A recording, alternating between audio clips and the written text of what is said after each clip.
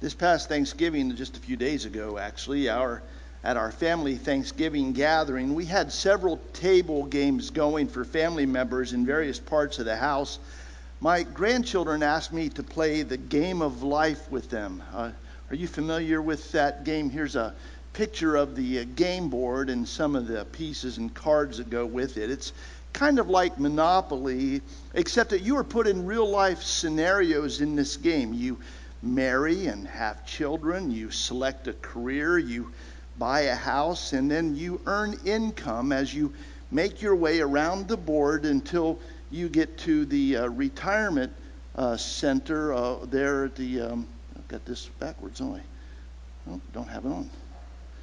The retirement center right over here, and then that's the end of the game. And so the idea of the goal of the game is to acquire wealth as you face many of life's challenges, most of which will cost you the money you are trying to save as you make your way toward retirement. At the end of the game, the person with the most money wins. Isn't that a commentary, by the way, on how we often evaluate life? The person who ends with the most money wins. To begin the game, you choose either to start a career, a job, or to go to college. Faith, our fourth grader, was the moderator as well as one of the players of the game. That means that she collected fees and she paid money out of the bank and she oversaw the acquisition of homes and the selection of a career and the selection of a salary that you were going to make. And so at the start of the game, she asked me, "Papa, are you going to go to college or are you going to start a career?" Now, in our family, we always say, well, we're going to go to college because we want to instill within our grandchildren the value of a good education. So that's what I told her. I'm going to go to college. She said, "I am too." And I said, "That's great, Faith." And then she said, "I'm going to Yale." And I said, "Faith, that's such a prestigious school. That's a great thing for you." And then she added, "And you're going to community college." What? I didn't expect that kind of trash talking from our angelic 10-year-old. The game was on at that point. The Apostle Paul had studied with the most prestigious rabbi of his time, a man by the name of Gamaliel. Gamaliel has been considered one of the greatest teachers of faith in all of Israel's history, and the Apostle Paul sat at his feet getting the best education that he could have in his culture. But Paul learned what faith truly means when he had a prayer encounter with God, and God said no to his prayer request. Let's read his story of that prayer encounter with God in 2 Corinthians chapter 11, beginning in verse 7.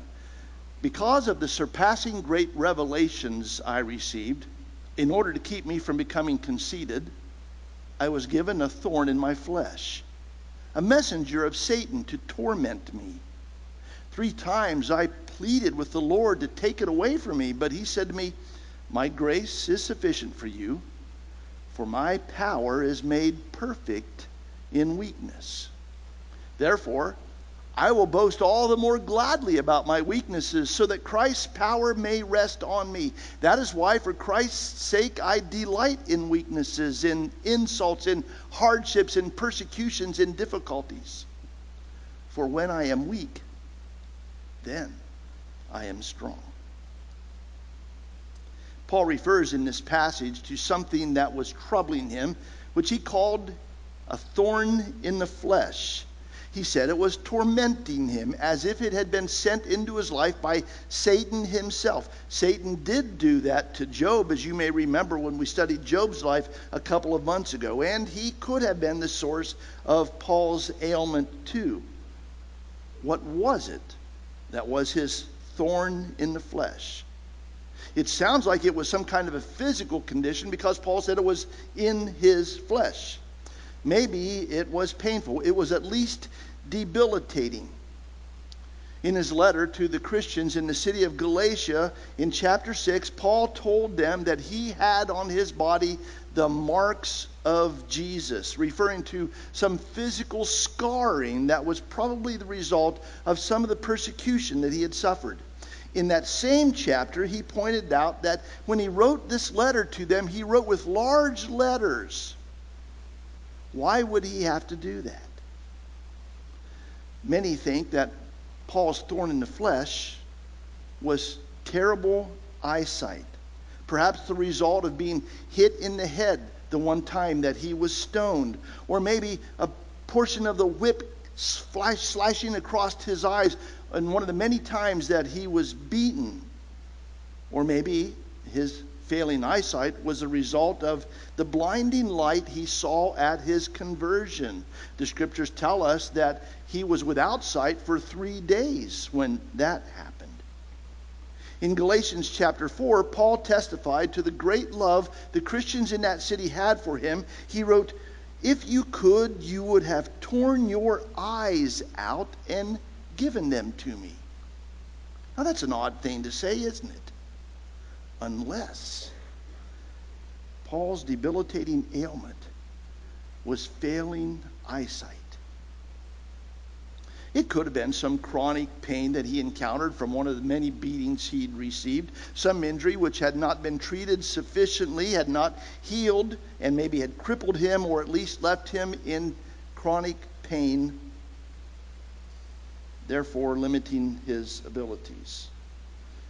Whatever it was that troubled him, after his first missionary journey, traveling through the Roman Empire, planting churches, the Apostle Paul recruited a doctor named Luke to accompany him the rest of his life.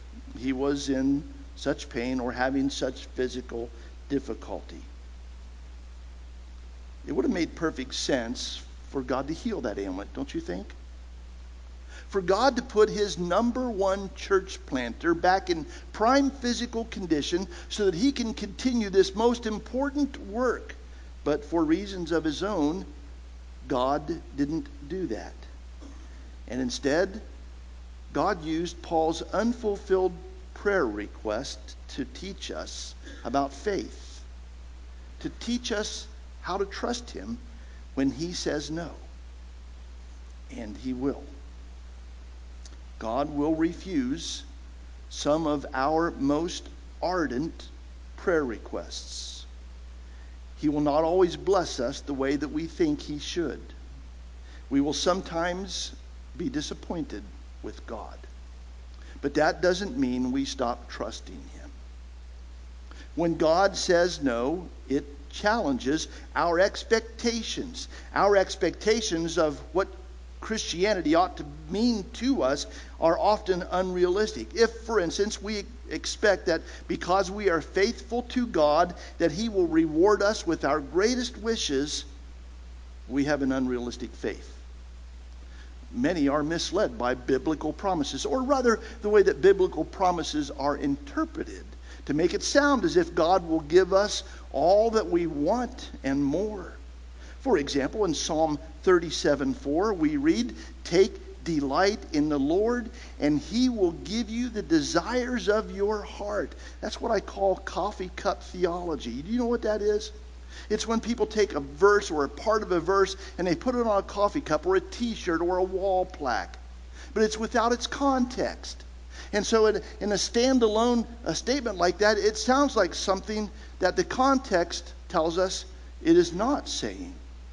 And so we remember the most important rule in interpreting Bible is consider the context. What do the verses preceding that one say? What do the verses following that one say? When a verse is lifted out of its context, it may sound very different than when it's considered within its context.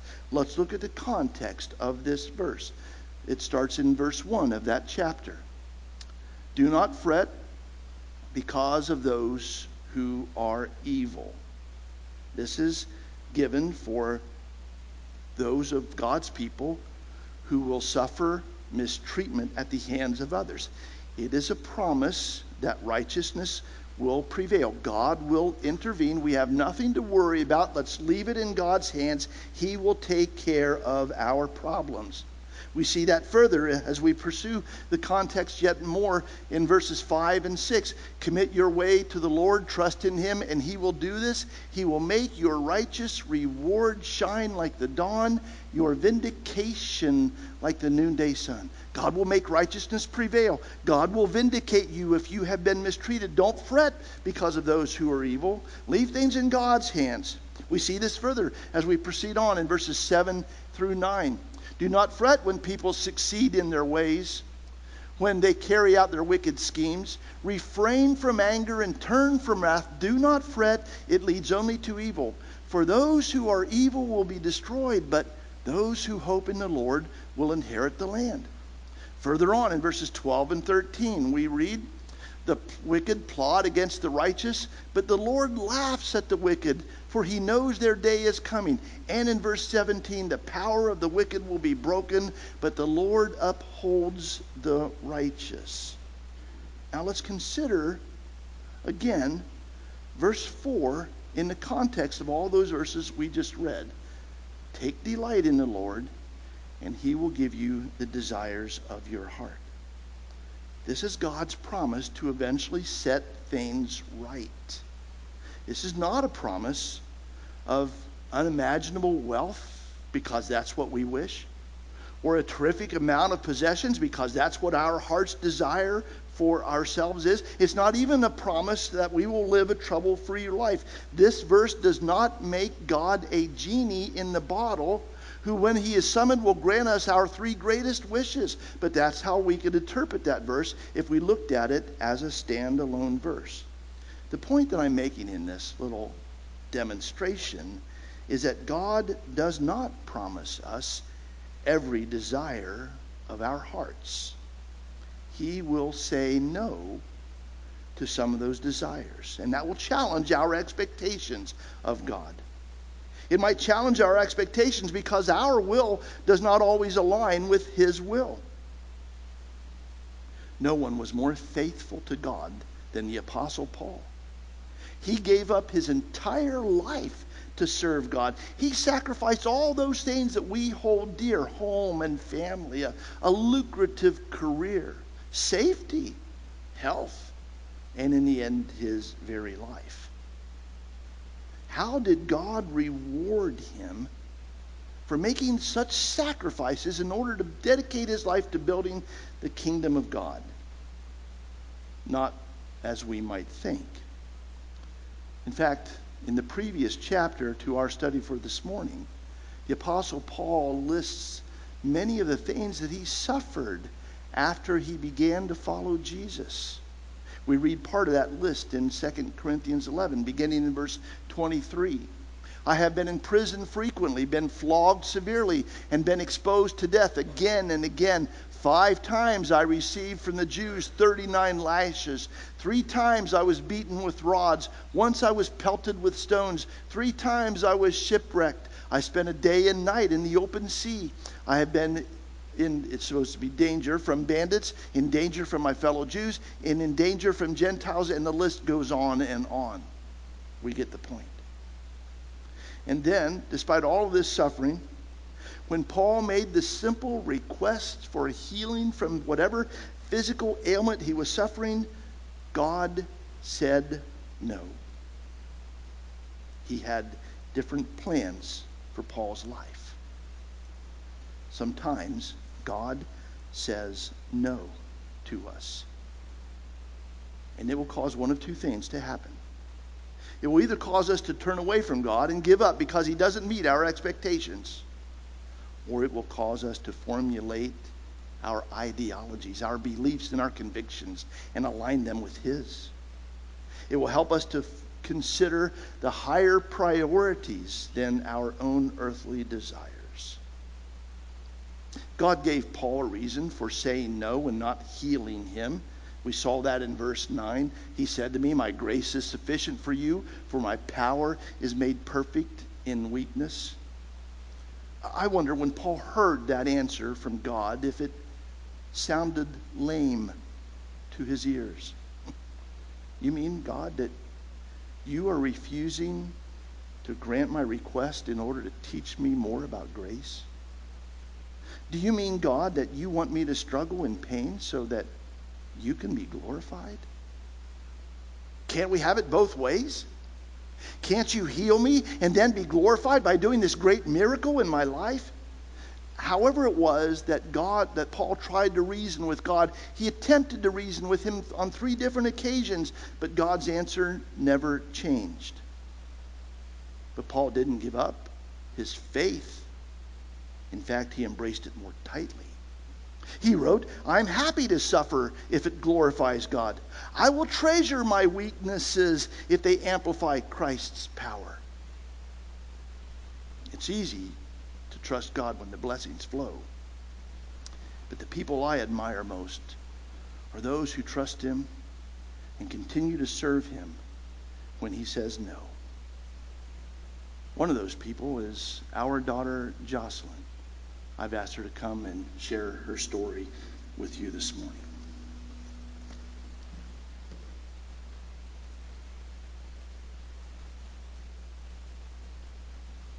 Good morning.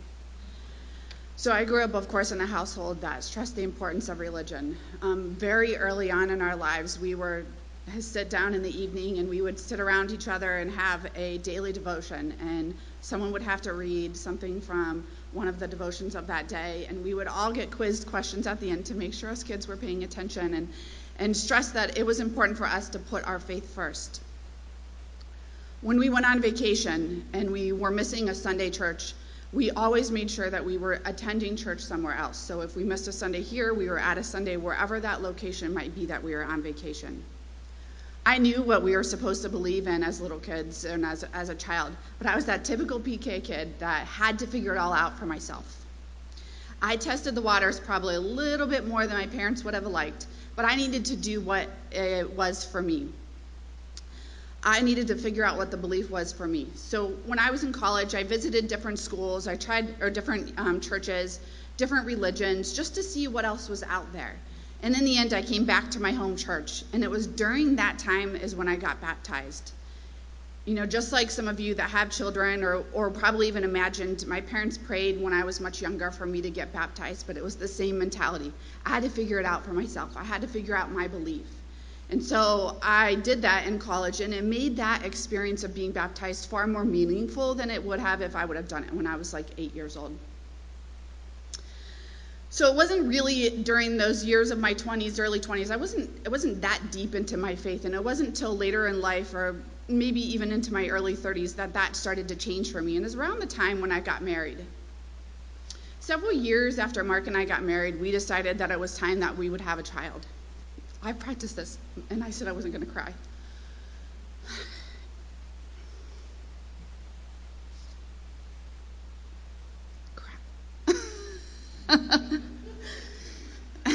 It was during, we tried for many, many years for us to have kids. It's something every little girl dreams about. They want to have a camp family. They want to watch their children grow up. They want to watch them go to school, get married, have their own family. Like I said, we tried for several years for that to happen. We went to infertility specialists. We did multiple different rounds of infertility treatments. And it was super stressful for us during that time. It was emotionally taxing as well, but in some really weird way brought Mark and I closer together because we learned to depend on each other, and we learned that we needed to have each other's support to go through that time frame. You kind of feel when you're dealing with infertility that no one else understands. No one else has been there. They don't get it. People don't talk about it. They don't share, hey, I'm dealing with infertility. I got to get my IVF treatment. What are you doing? No one does. You know, you go up and you meet people and they ask, oh, do you have any kids? That sucked. I hated that comment.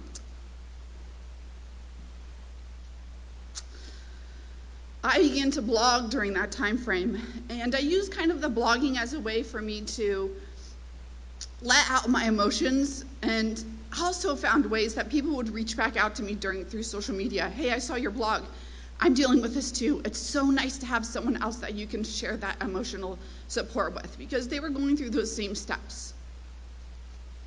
I truly believe, though, that God puts people in your lives when you need them and when they need you. I had Sarah that was put in my life during that time frame. She had done some infertility during her trial to have her own girls. And so it was nice to have someone to kind of share that experience with. You could kind of talk through that, but she was also deeply rooted in her faith. So it was a great example for me to continue to have faith during that time frame. I truly think that friendship was meant for me, and I really learned a lot through that experience, and she was truly a blessing. I prayed daily. I prayed daily that God would give me a child. Someone that I could love, that I could raise, and I could help bring into this world. It was the first time that I actually remember asking other people to help pray for me too. I felt a lot of love from my family and those that were close friends for me each time that they would rally around during our IVF cycles that we would have. But I also remember the tears, the pain when that cycle didn't work for us. As you probably figured out, children wasn't what God had planned. It wasn't what he wanted for Mark and I. After several rounds of IVF and the emotional toll that it took for us, I realized I couldn't do it anymore. I was tired of the tears. I was tired of the ups and downs of wondering, is it going to work this time or is it not? Am I gonna start my period? Sorry, guys. Am I gonna start my period or am I not? And dude, it was not super pain-free. I was tired of the shots at my butt that you would have to get daily when we were doing our IVF cycles. I thought, if God wanted me to have a child at that time frame, he would have given it to me by that point. And so I think that wasn't his plan for my life. It was really hard for me to accept the no he was telling me. We talked about adopting for about a year or so after that, but it just didn't really seem like it was the right fit for us. It was hard for me to attend baby showers, to even be around babies for several years following that. I remember when Christy was pregnant, my sister-in-law, was pregnant with Faith and even with Ezra. In many ways, I was super happy for them, but I was really sad for me. I was sad for what I didn't have. I wasn't really that good sister-in-law that was there to support her, to be there and ask her, how are you doing? What do you need? Can I get you anything? I didn't want to hear about the good things about being pregnant or the bad things about it because I couldn't look past what I didn't have. I was too bad feeling sorry for myself. It's not that I didn't care because I really do love them. It's just that my heart hurt. So of course I became super bitter. I didn't understand why God couldn't let that happen to me. Why couldn't I have a child? Financially, I could afford it. I was a good person. We had a great family. We had a lot of support. We had everything else going for us. So why couldn't I have that? I was angry. I was angry at God. I was angry at life. I was angry that I couldn't be the mom that I thought I would be when I was growing up and when I was younger. I couldn't be that mom that watched her child take their first steps, get on the bus the first day of school, watch them graduate from high school or college, or walk down the aisle if they got married. I was so focused on me and what I didn't or what I couldn't have that I couldn't see what I did have around me. I couldn't see the blessings that God did give me. So Mark and I drifted apart for the next couple of years. He focused on his working out, which probably wouldn't surprise most of you, and his fitness. And I focused on my career, my traveling, things that I thought make me happy at that time frame. After a couple of years of being bitter and angry, I began to soul search. I really began to read about books about being a woman in a mom's world. That's how it felt for me. So how could I navigate that time frame? I slowly began to heal, but it wasn't until I attended a Sunday morning women's Bible study class with Sandy Klein and Jody Johnson that I really started to realize I could turn things around. Over the course of hearing some of the people's different stories and being able to share about my experience and what I've been through and really diving into what God wants and wishes for our lives, that I could start to see those blessings that God had given to me. and that the ways that God could use me. Look, God put me in a lot of people's lives during my career as a nurse practitioner. At the hospital, patients were in various points of crisis. They needed someone to listen to them. They needed someone to be there for them. The crazy part is I wasn't really taking that time to listen. I was being me. I was doing my job. So once I started this class, I started to have my eyes be open to what his calling was for me. I needed to let him work through me. So I began to offer to pray with patients and talk to them about their faith, especially when there was times that we were having difficult conversations, because I had to give those news, the tough, hard news, that it wasn't really easy for me, but it also wasn't easy for them. And so it took me out of that comfort zone for them. But I was able to look through that and work through those struggles to be that comfort to them and to share that faith if they were open for that. I also chose to use my struggles with infertility as a comfort to my friends and to those that were close to me that were dealing with that. And I still do.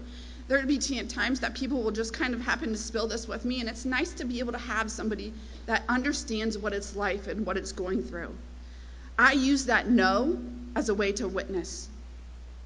I began to let God use me where he felt like I needed to be, because he had done that for me. He gave me people that helped me along my journey when I needed them. He also helped me realize that I didn't need to have a child or what I thought I wanted, because he had bigger plans for me. I may not be an aunt, or I may not be a mom to one or two kids, but I'm a super awesome aunt. Well, all right, I might be a little bit biased, but I am an amazing aunt to these 6 little munchkins who I love. They are my kids. I get to spoil them. I get to have fun with them. I get to teach them first things like how to TP people's houses. But in all seriousness, I learned that from Jolene, by the way.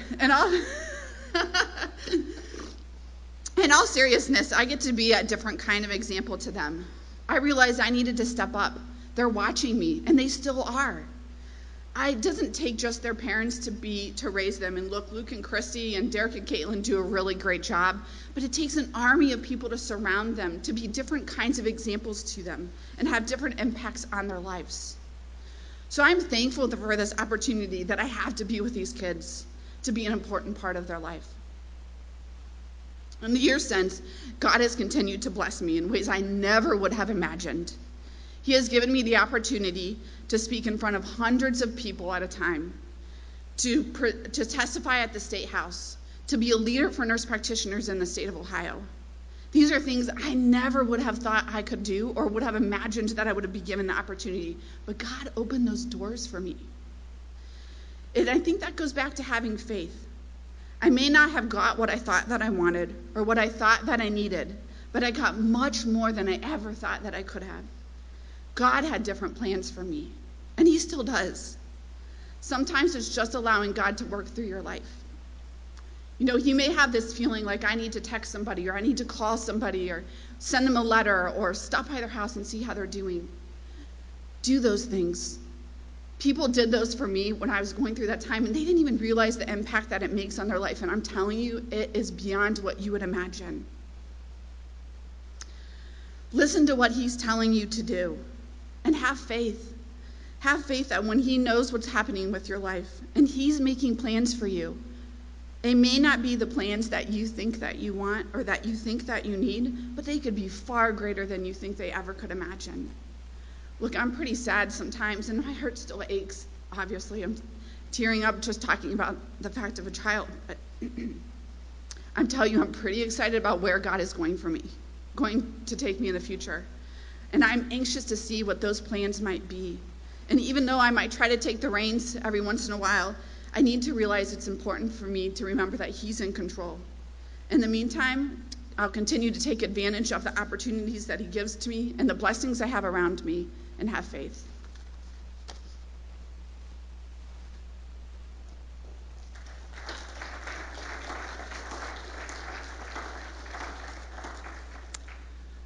Sometimes God says no. But that no can develop our character. It can be a transforming experience. It can change us to become more focused on his plans for our lives.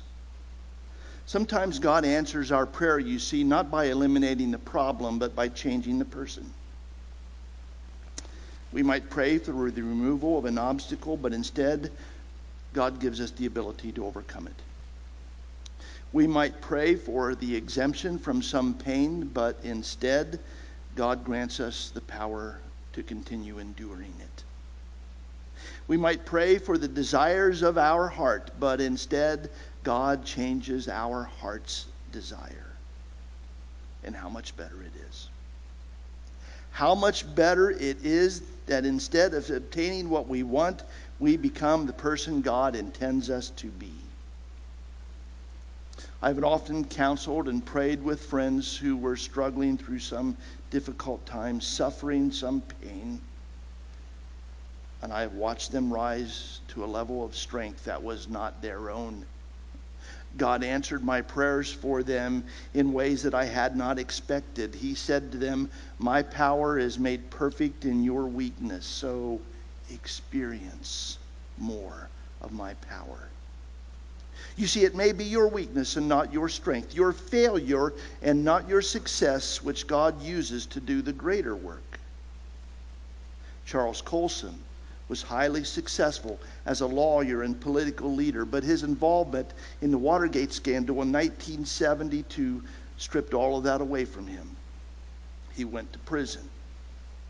And even though he only served 7 months, his life was over. He could no longer practice law. His political career was ended. But while his previous life was over, his spiritual life had just begun. For through a prison ministry, Charles Coulson had become a Christian. And when he was released, he decided to help other prisoners find God in the same way that he had. And so he wrote, "The great paradox of my life is that every time I walk into a prison and see the faces of men and women who have been transformed by the power of God, I realize that the thing God has chosen to use in my life is none of the successes, achievements, degrees, awards, honors, or even cases I won before the Supreme Court.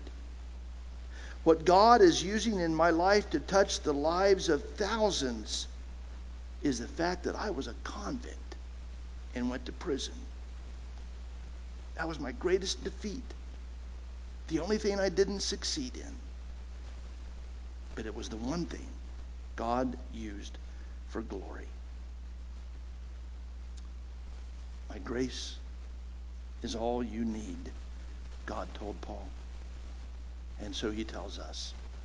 In other words, eternal salvation in heaven and the grace that brings it to you is so much sweeter than any earthly blessing I could give you by granting your prayer request.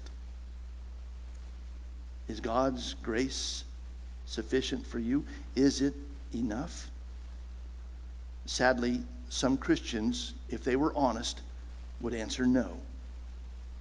They don't value grace as highly as they value blessings.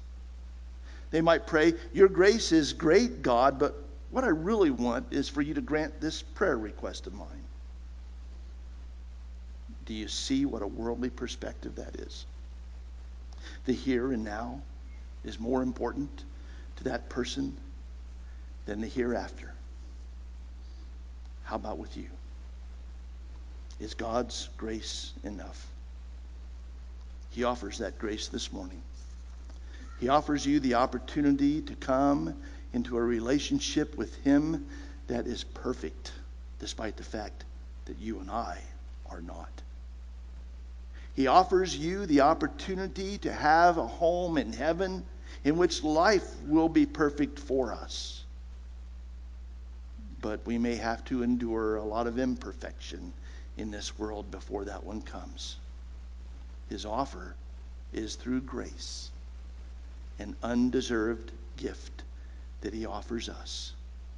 He offers that gift because someone paid the penalty for our imperfections when Jesus went to the cross and died for us. He offers you grace this morning. If you are not in a saved relationship with Him, then accept that gift as we stand and sing our invitation hymn.